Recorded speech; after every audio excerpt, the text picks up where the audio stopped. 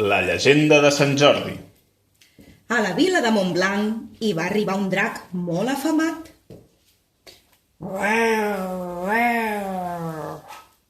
Els habitants van donar de menjar al drac cada dia un animal. Quan es van acabar els animals, els vilatans van decidir sortejar cada dia qui seria la persona que aniria a parar a l'estómac del drac. Arribà un dia que li tocà a la princesa i el rei no parava de plorar de tristesa. La princesa es va presentar davant del drac. De sobte va aparèixer un jove cavaller. Era Sant Jordi, el valent. Va clavar una espasa a la panxa de l'animal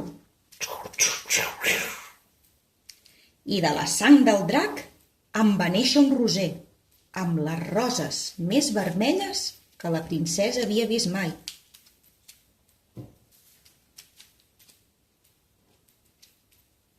I el jove cavaller en va tallar una i li va oferir a la princesa. Té! I conte contat, ja s'ha acabat.